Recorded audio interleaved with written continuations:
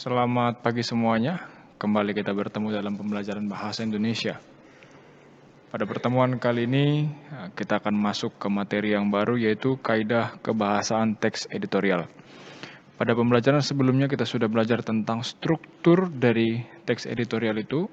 Ya, ada 3 strukturnya, ada pengenalan isu, ada penyampaian argumentasi, dan yang ketiga ada simpulan atau penegasan ulang dari isi berupa pendapat yang disampaikan oleh penulis teks editorial.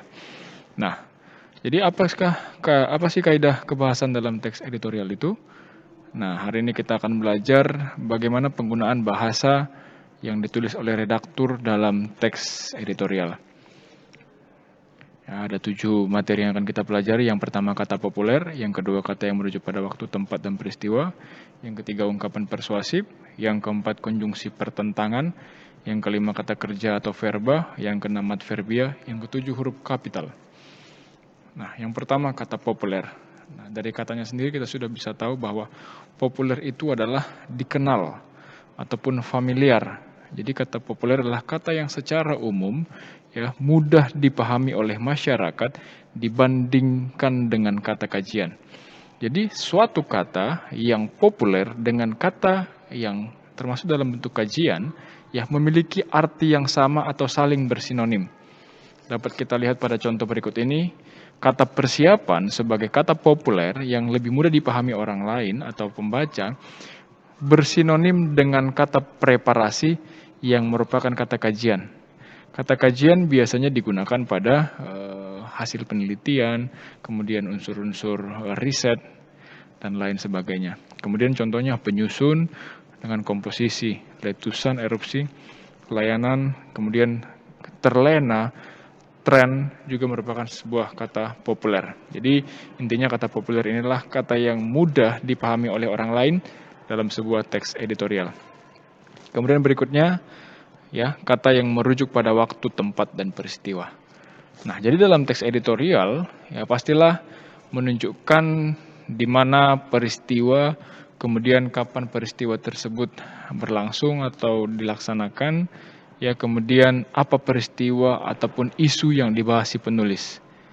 Ya, jadi setiap maksud yang berhubungan dengan waktu, tempat, dan peristiwa kita masukkan dalam kata yang merujuk pada waktu, tempat, dan peristiwa. Contoh pada kalimat berikut ini, rencana evaluasi RSBI hendaknya tidak selesai dengan membereskan akses selama berbulan-bulan. Nah, bisa kita lihat pada unsur kata rencana evaluasi RSBI. Rencana evaluasi itu berarti ada peristiwa, ada kegiatan yang berlangsung di sana. Nah, jadi kata rencana evaluasi RSBI tersebut merujuk pada peristiwa. Jadi ini masuk ada kata yang merujuk pada peristiwa atau rujukan peristiwa. Kemudian contoh yang kedua, ya ini sangat gampang sekali. Ya, kita lihat kenyataan hampir 65 tahun merdeka, masih jutaan anak bersekolah di bawah cibiran kandang ayam. Nah, sudah sangat jelas ditunjukkan di sana bahwa ini menyatakan waktu di mana Indonesia sudah merdeka selama 60 tahun, namun masih terjadi ya bahwa masih ada anak-anak yang bersekolah di bawah cibiran kandang ayam. Nah, begitu juga dengan tempat, ya setiap bagian tertentu yang merujuk pada tempat kita masukkan pada kata yang merujuk pada waktu, tempat maupun peristiwa. Nah, kaidah berikutnya ya ungkapan persuasif. Nah, kita ketahui bersama bahwa teks editorial itu sendiri merupakan teks yang berisi pandangan dari si redaksi atau redaktur. Di mana ya teks tersebut selain bertujuan untuk memberikan informasi terkait dengan pandangannya, juga bertujuan untuk memberikan ajakan atau mempengaruhi halayak atau pembaca terkait dengan pandangan dari si redaksi itu. Nah, jadi ungkapan persuasif ini adalah merupakan ungkapan yang digunakan untuk mempengaruhi atau mengajak halayak dengan sejumlah argumentasi yang diberikan. Nah, kata yang biasanya digunakan pada ungkapan persuasif ini, kata mari, kata sebaiknya, ataupun kata lebih perlu. Nah, contoh kalimatnya, nah mari kita berpikir sejenak tentang 2004. Nah, pada kalimat ini, penulis ya bertujuan untuk mengajak si pembaca untuk berpikir ya melakukan suatu reaksi ya terkait dengan kalimat atau apa yang ingin disampaikan, yaitu berpikir tentang kejadian peristiwa tsunami yang terjadi pada tahun 2004. Ya, jadi tujuannya adalah untuk mempengaruhi ataupun mengajak ya, pembaca ataupun halayak melakukan suatu tindakan atau bereaksi. Nah, kaidah berikutnya konjungsi pertentangan. Nah, kita ketahui bahwa konjungsi bertujuan untuk menghubungkan antar satu kalimat dengan kalimat lain ataupun satu klausa dengan klausa yang lain dan juga bisa menghubungkan antar satu paragraf dengan paragraf yang lain. Tapi pada konjungsi pertentangan ini ya menghubungkan tetapi mempertentangkan kedua bagiannya. Antara satu bagian yang lain bertentangan dengan bagian yang lain. Contohnya seperti ini.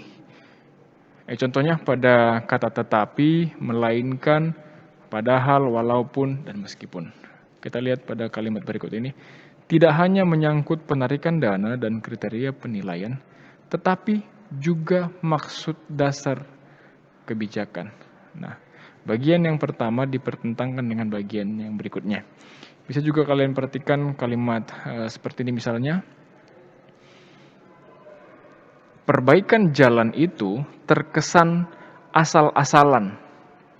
Padahal pemerintah telah menggelontorkan dana yang sangat besar untuk pembangunan itu. Nah, kondisi ini bertentangan antara satu dengan yang lain, di mana pembangunan yang terkesan asal-asalan itu, ya padahal dana yang diberikan sudah sangat besar. Jadi antara kalimat yang satu ataupun klausa yang satu dengan klausa yang lain saling bertentangan. Oke, kita lanjutkan. Berikutnya verba ataupun kata kerja. Ya, ada 3 verba atau kata kerja yang biasanya digunakan oleh penulis dalam teks editorial. Yang pertama ada verba material, yang kedua ada verba mental, dan yang ketiga verba relasional. Verba material ya merupakan penggunaan kata kerja yang menunjukkan pada aktivitas atau tindakan fisik. Ya, setiap tindakan fisik yang dilakukan oleh orang ya merupakan masuk pada kata kerja material ini. Contohnya mengetik, memukul, menggambar, menjatuhkan, mencium, apalagi menendang dan lain-lain. Ya, yang kedua, verba mental adalah jenis kata kerja yang mengekspresikan sikap atau respon seseorang terhadap suatu tindakan, baik pengalaman, keberadaan, persepsi, ataupun perasaan.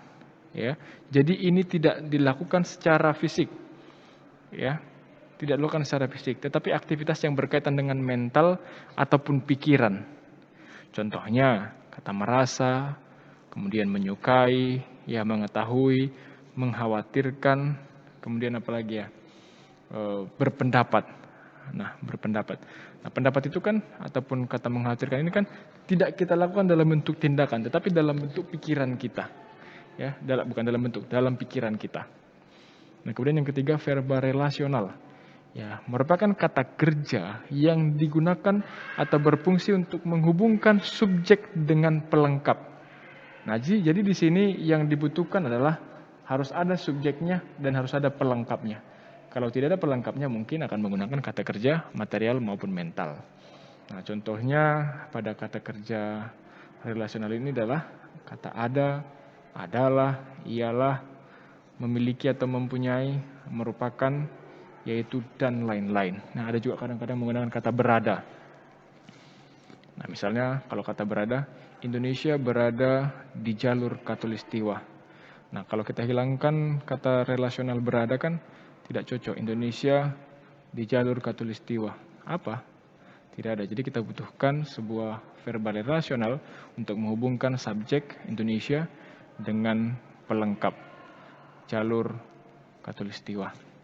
Kemudian contoh berikutnya adalah tornado pada umumnya mempunyai kecepatan angin kurang lebih 175 km per jam.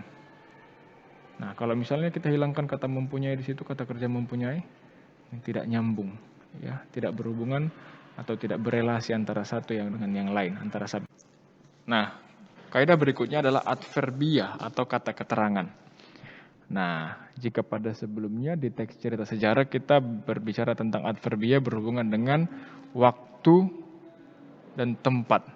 Nah, pada teks editorial ini, ya adverbia atau kata keterangan yang biasanya digunakan atau yang sering digunakan adalah adverbia frekuentatif. Jadi adverbia frekuentatif adalah kata keterangan yang menunjukkan makna yang berhubungan dengan tingkat kekerapan terjadinya sesuatu maksud saya. Ya, dengan tingkat kekerapan terjadinya sesuatu. Kekerapan itu berarti seberapa sering, ya, seberapa sering sesuatu terjadi. Contohnya selalu, biasanya, sering, kadang-kadang, jarang, sebagian besar waktu, dan lain-lain. Ya, contohnya misalnya, ini terpotong ya nak.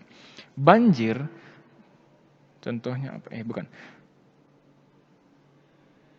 Tak jarang hal ini menimbulkan masalah, seperti banjir dan wabah demam berdarah.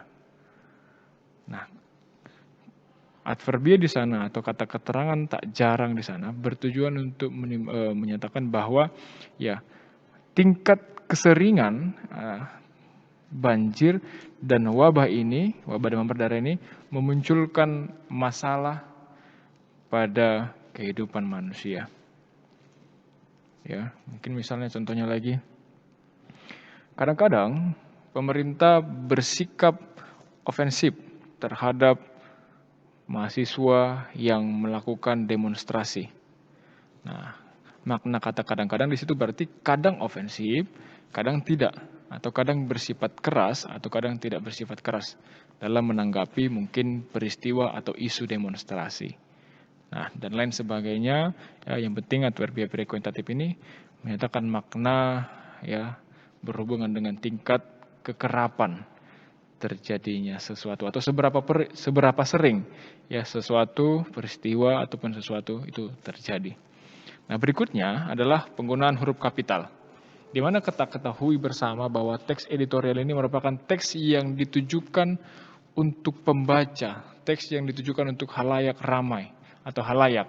Nah, tentunya penggunaan huruf kapital dalam setiap bagian kalimatnya, dalam setiap bagian paragrafnya, haruslah penggunaan huruf kapital yang benar, sesuai dengan kaidah yang benar. Mengapa?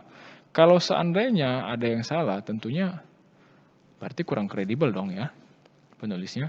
Jadi harus sangat-sangat diperhatikan penggunaan huruf kapital dalam teks editorial ini.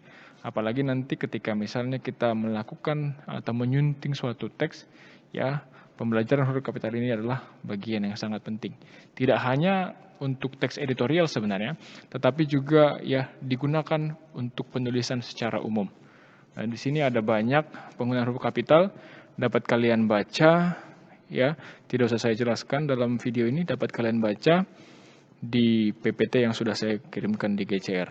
Ya, ada banyak sampai pada bagian yang ke-16 ini. Ya, bagian yang ke-16 ini. Jadi itulah kaidah kebahasaan yang dapat kita pelajari pada pertemuan kali ini. Tolong Anda pahami semuanya. Jika ada yang tidak Anda mengerti atau tidak Anda pahami, boleh Anda sampaikan lewat grup WhatsApp kelas ataupun lewat kolom komentar Google Classroom. Ya, demikian materi kita. Selamat pagi dan terima kasih semuanya.